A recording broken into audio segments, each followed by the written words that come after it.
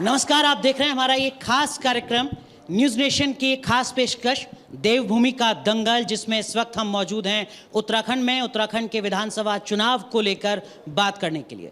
उत्तराखंड राज्य जब से वजूद में आया है तब से दो बड़ी पॉलिटिकल पार्टी एक के बाद एक उत्तराखंड की सत्ता में आती रही हैं, लेकिन इस बार दस्तक दी है आम आदमी पार्टी ने इस दावे के साथ कि अगर जनता उत्तराखंड की आम आदमी पार्टी को चुनती है, सत्ता में पहुंचाती है, तो राज्य की तस्वीर बदल दी जाएगी। उत्तराखंड में मुख्यमंत्री के चेहरे का ऐलान भी आम आदमी पार्टी ने कर दिया है। कर्नल अजय कोठियाल जो जाने जाते हैं उत्तराखंड में विकास के अपने कार्यों को लेकर, लेकिन क्या कुछ एजेंडा है, क्या कुछ रोड मैप है उत्तराखंड को लेकर आम आदमी पार्टी का, इस पर बात करने के लिए हमारे साथ आज बहुत ही खास मेहमान मौजूद हैं। हमारे साथ मौजूद हैं अरविंद केजरीवाल साहब। आप राष्ट्रीय संयोजक हैं आम आदमी पार्टी के और राजधानी दिल्ली के मुख्यमंत्री हैं, जो लगातार अपने विजन के साथ अपने सूबे को आगे बढ़ा रहे हैं। और हमारे साथ कर्नल अजय कोठियाल भी हैं। आप दोनों का बहुत बहुत स्वागत है। शुक्रिया शुक्रिया। अरविंद सर, सबसे पहले मैं आपसे यही सवाल समझना चाहूँगा। कर्नल कोठियाल आपके पास बैठे हुए हैं। सीएम के नाम का ऐलान करते वक्त कर्नल कोठियाल ही जहन में क्यों? कर्नल कोठियाल में वो सारी खूबियां हैं जो आज उत्तराखंड में एक अच्छे सीएम के लिए ज़रूरत है। सबसे पहली ज़रूरत है एक ईमानदार चेहरे की। 21 साल हो गए, 10 साल कांग्रेस ने राज किया, 11 साल बीजेपी ने राज किया। 55,000 करोड़ 60,000 करोड़ का कर्जा चढ़ा दिया इन्होंने। ये पैसा गया कहाँ? ये सारा पैसा चोरी हुआ है। सबसे भ्रष्ट सरकारें, सबसे भ्रष्ट नेता आपको यहाँ मिलते हैं जिन्होंने सब कुछ लूट लिया। तो आज उत्तराखंड को एक ईमानदार चेहरे की ज़रूरत है। कोठियाल साहब वो ईमानदार व्यक्ति हैं, कट्टर ईमानदार आदमी है। नंबर 1, रिटायर्ड फौजी हैं, कट्टर देशभक्त हैं। फौज में रहते हुए इनके ऊपर गोलियां खाई इन्होंने, और कुछ गोलियां इनके शरीर में आज भी ये लेके साथ घूमते हैं। तो देश के लिए उन्होंने अपनी जान दांव पे लगाई। और रिटायर होने के बाद इन्होंने 10,000 पहाड़ के बच्चों को ट्रेनिंग देके फौज में भर्ती कराया है। क्या जरूरत थी इनको? तो अपने आप ही इनको राजनीति में नहीं आना था, हम जबरदस्ती इनको खींच के लाए हैं राजनीति में कि आप आइए। तो 10,000 बच्चों को, उत्तराखंड के पहाड़ के बच्चों को इन्होंने खुद ट्रेनिंग, अपने पैसे से ट्रेनिंग देके गरीबों के बच्चों को फौज में भर्ती कराया। जब केदारनाथ 2013 में जब केदारनाथ पे आपदा आई थी, तो एक बार तो लोगों को लगने लगा था कि ये दोबारा इसका पूरा ठीक हो सकता है क्या? इतनी बड़ी भीषण त्रासदी थी। तो उस वक्त इन्होंने अपनी पूरे इस बच्चों की यूथ की फ़ौज लेके इन्होंने वहाँ पे उसका पुनर्निर्माण किया केदारनाथ का, और आज वापस जिस रूप में है उसमें इनका बहुत बड़ा योगदान है। सर, एक सवाल जो विपक्ष आपसे पूछ रहा है और जनता के जहन में भी होगा, वो ये कि जिस दिल्ली मॉडल का आप लगातार बात करते हैं, हवाला देते हैं, उत्तराखंड के लोगों को कैसे आप भरोसा दिला पाएंगे सर कि विकास के वो सारे जो पैमाने हैं वो उत्तराखंड में भी सफल हो पाएंगे अगर आपकी पार्टी सत्ता में आती? मेरे को सरकार चलाते हुए अब 7 साल हो गए। मैंने ये सीखा है अपने इस छोटे से 7 साल के कार्यकाल में कि सरकारों में किसी चीज़ की कमी नहीं है, एक ही चीज़ की कमी है, नीयत की कमी है। अगर अच्छी नीयत हो तो सारे काम हो सकते हैं। दिल्ली में जब हमारी सरकार बनी, हमें तो स्कूल बनाने नहीं आते थे, हमें तो पता ही नहीं था स्कूल कैसे चलते हैं, हमें तो अस्पतालों का ज्ञान ही नहीं था, हमें तो बिजली का कुछ नहीं पता था, पानी का कुछ नहीं पता था, सड़कों का कुछ नहीं पता था। हमारी नीयत साफ थी, एक जज्बा था कि कुछ करना है। तो हमने स्कूल चलाने वालों को इकट्ठा किया, उनसे समझा और स्कूल ठीक कर दिए। हमने जो अस्पताल चलाने वाले थे उनको इकट्ठा किया, उनसे समझा, अस्पताल ठीक कर दिए, बिजली ठीक कर दी, पानी ठीक कर दिया, सड़कें ठीक कर दी, क्योंकि नीयत साफ थी, कुछ करना था हम लोगों को। उत्तराखंड की अपनी समस्याएं हैं, लेकिन वो भी समस्याएं हैं जो दिल्ली की थी। स्कूल यहाँ ख़राब हैं, हम स्कूल ठीक करेंगे। अस्पताल यहाँ ख़राब है, अस्पताल ठीक करेंगे। यहाँ पे बिजली 24 घंटे बिजली नहीं आती, पावर कट लगते हैं, बिजली ठीक करेंगे। तो वो जितने काम दिल्ली में किए वो भी करेंगे, और जो उत्तराखंड की अपनी समस्याएं उनको भी ठीक करेंगे, क्योंकि हमारी नीयत साफ है। सर उसी से जुड़ा एक सप्लीमेंट है। जैसा आपने कहा कि 60,000 करोड़ रुपए का कर्जा है सूबे के ऊपर। लोगों के जहन में सवाल हो सकता है कि ये सब कुछ हो कैसे पाएगा मुमकिन, तब जबकि सूबे पर तो ऑलरेडी डेफिसिट है, कर्जा है। ये सोचने की बात है कि ये 60,000 करोड़ गया कहाँ, क्योंकि पिछले 21 साल में ना तो कोई नया अस्पताल बना यहाँ पे, ना कोई नया स्कूल खुला, ना कोई नई यूनिवर्सिटी बनी, ना कोई नया कॉलेज बना, ना कोई नई सड़क बनी। तो ये 60,000 करोड़ गया कहाँ? ये इनके स्विस बैंकों में गया है। आज उत्तराखंड का बजट 55,000 करोड़ है। मैं आपसे पूछना चाहता हूं कि अगर मान लो उत्तराखंड में कोई सरकारी काम हो जी, उस सरकारी काम में कितना करप्शन होता होगा? कोई कहता है 50% होता है जी, कोई कहता है 60% होता है जी, कोई कहता है सारा ही खा जाते हैं जी। 20% मान लो, ठीक है। 55,000 करोड़ का 20% हुआ 11,000 करोड़ रुपए। तो भ्रष्टाचार खत्म करेंगे तो 11,000 करोड़ तो ये सीधे ही बच गए।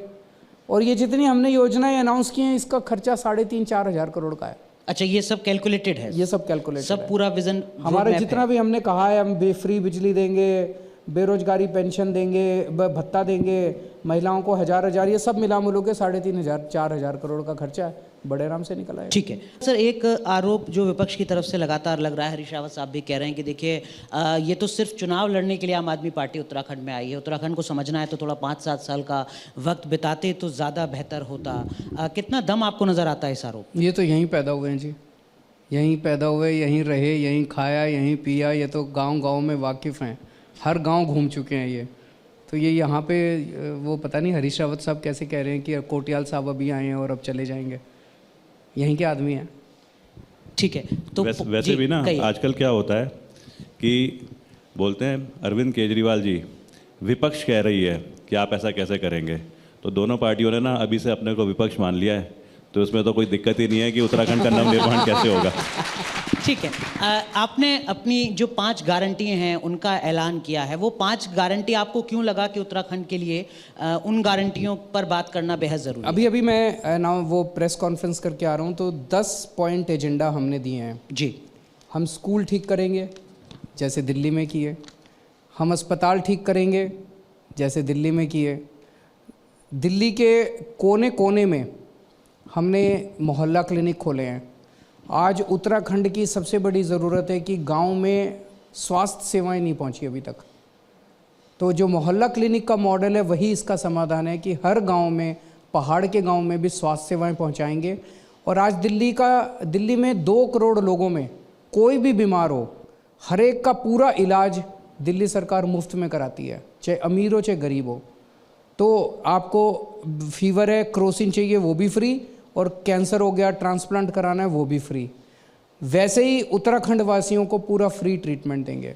क्या इसको लेकर भी कोई रोड मैप है कि अगर सत्ता में आते हैं तो शुरू के 3 महीने में, पहली कैबिनेट में शुरू के 6 महीने में ये वो पॉइंट्स हैं जिस पर तो फैसला ले लिया जाएगा?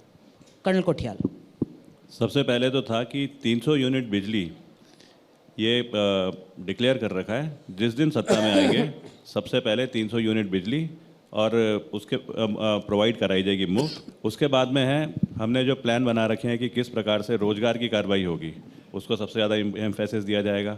और उसके साथ में शुरू होगा टीचर्स की ट्रेनिंग, ताकि जल्दी ही टीचर्स की ट्रेनिंग के बाद में, और टीचर्स की ट्रेनिंग ना मुश्किल नहीं है, उन्हें 15-15 दिन दिल्ली में जाकर के रोटेशन में वहाँ के टीचर्स के साथ में, वहाँ के ट्रेनिंग ऑफ ट्रेनर्स होते हैं जैसे, उनके साथ में बैठ करके करा जाए, और हम एजुकेशन की जो ये अपनी प्रोसेस है उसे शुरू करा दें। उत्तराखंड की जब बात होती है तो पलायन का जिक्र ज़रूर होता है। कुछ मैं आंकड़े पढ़ रहा था जिसमें ये कहा गया कि जब से वजूद में आया है उत्तराखंड, तकरीबन 35% जो पहाड़ी आबादी है, यंग आबादी है, वो अपने घर को छोड़ चुकी है, अपने गाँव को छोड़ चुकी है। ऑन एन एवरेज लगभग 250 लोग रोज़ पलायन कर रहे हैं इस रिपोर्ट के मुताबिक। एक और रिपोर्ट थी जिसमें कहा गया कि लगभग 60% आबादी अब तक छोड़ चुकी है उत्तराखंड को, जिसकी वजह एक बड़ी रोज़गार है। किसी भी राज्य के लिए इससे अनफॉर्चुनेट बात नहीं हो सकती कि उस सूबे को लोग छोड़ कर जा रहे हैं।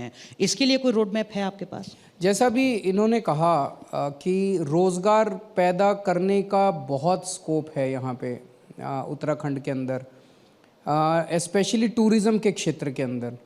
यहाँ पे इतनी खूबसूरती दी है प्रकृति ने, नदियाँ हैं, पहाड़ हैं, झरने हैं, जड़ी बूटियाँ हैं, जंगल हैं, तो किस्म किस्म के स्पोर्ट्स, किस्म किस्म के एडवेंचर स्पोर्ट्स, टूरिज़्म वो शुरू किए जा सकते हैं। इतनी ज़्यादा यहाँ पे स्कोप है रोज़गार तैयार करने का कि मुझे तो पर्सनली उम्मीद है कि ना केवल यहाँ के बच्चों को रोज़गार मिलेगा, बल्कि जो बच्चे छोड़ के चले गए वो भी शायद ये रियलाइज़ करेंगे कि वहाँ हो सकता है 10-15 हज़ार की नौकरी कर रहे हों, यहाँ वापस आएंगे तो उनको और ज़्यादा पैसा कमाने को मिलेगा। रोजगार पूरे देश में एक बड़ा मुद्दा है, उत्तराखंड के लिए क्या रोड मैप है? देखो, यहाँ पे तो सबसे बड़ा एडवांटेज ये है कि हमारे पास हिमालय है, और हिमालय में तो इतने ज़्यादा स्कोप हैं। टूरिज़्म को खाली हम, एक शब्द होता है टूरिज़्म, खाली टूरिज़्म नहीं बोल सकते। टूरिज़्म के ना बहुत सारे एंगल्स हैं। धार्मिक टूरिज़्म है, एडवेंचर टूरिज़्म है, ट्रैकर्स टूरिज़्म है, होम स्टे का टूरिज़्म है।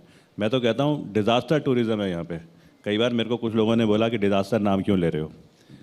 एक उदाहरण दूंगा डिज़ास्टर टूरिज़्म का, हम सबको समझ में आ जाएगा। कुछ टाइम पहले क्या हुआ, अभी 2-1 साल पहले की बात होगी, आपको शायद याद होगा, जब यमुनोत्री जाते थे तो वहाँ पे ना ऊपर से अचानक पत्थर गिरने शुरू हो जाते थे, जिसमें एक बार डीएम साहब और एसपी साहब भी फंस गए थे। तो हमको किसी ने बोला, ये जो जियोलॉजिस्ट होते हैं, कि हमें कोई ऐसी जगह दिखाओ जहाँ पे कि हिमालय में कोई अलग दिख रहा हो। तो मैंने कहा हिमालय में तो सभी कुछ अलग है।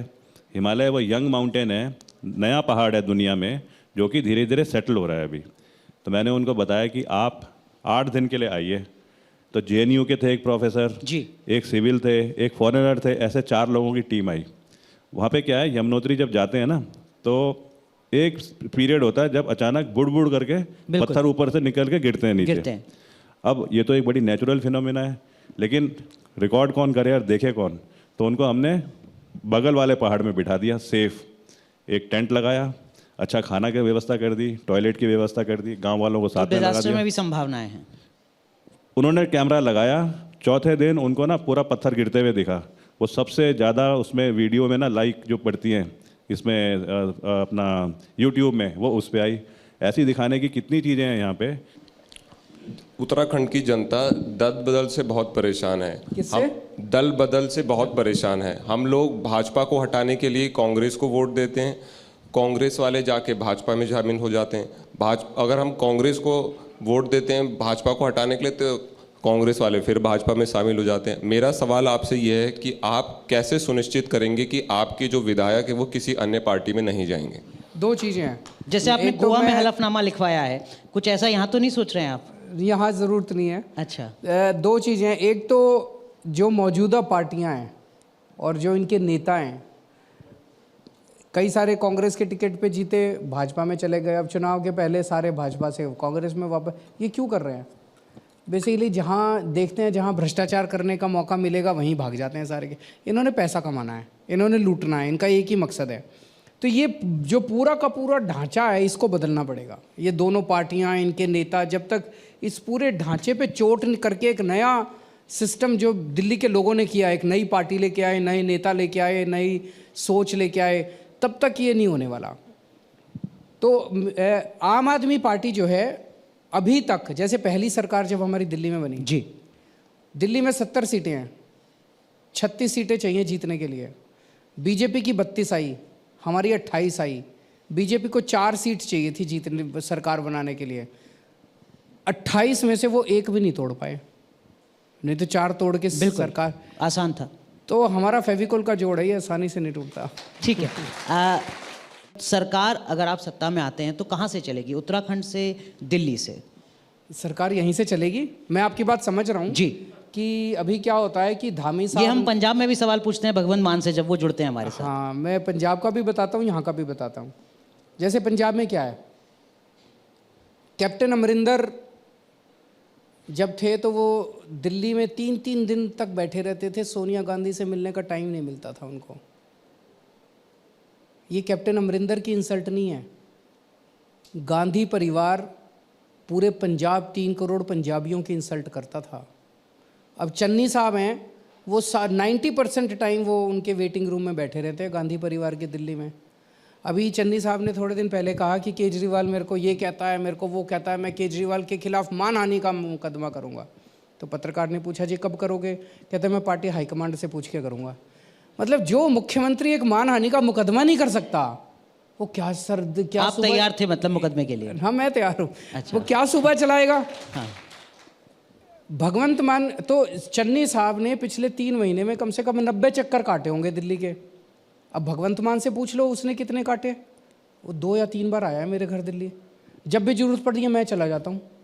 एक देश की सबसे पुरानी पॉलिटिकल पार्टी है, एक मौजूदा वक्त में देश की सबसे बड़ी, दुनिया की सबसे बड़ी पॉलिटिकल पार्टी है। उत्तराखंड में भी आपका उन दोनों से ही मुकाबला है। चुनौती कठिन और बड़ी नहीं है? नहीं, चुनौती ये पार्टियां नहीं हैं, चुनौती समस्याएं हैं। इन समस्याओं को ठीक करना है। हमारे पास आज एजेंडा है, हम कह रहे हैं हम आए तो हम स्कूल ठीक करेंगे, हम आए तो हम अस्पताल ठीक करेंगे। क्या आज बीजेपी कह सकती है कि हम स्कूल अस्पताल ठीक कर देंगे? उनको आता ही नहीं है, उन्होंने कभी किया ही नहीं है। एक राज्य बता दो, अब तो उनको 40-50 साल हो गए राज करते करते जगह जगह, एक राज्य बता दो जहां उन्होंने स्कूल, अस्पताल, बिजली, पानी ठीक करे हों। कहीं नहीं करे। हमने करे हैं, हमने तो 7 साल में कर दिए, तो ठीक तो हम ही कर सकते हैं। कांग्रेस है, कांग्रेस वालों से पूछ लो कि भाई तुम स्कूल, अस्पताल, बिजली, पानी, यही तो मुद्दे हैं जनता के, और क्या है? स्कूल, अस्पताल, बिजली, पानी, सड़क।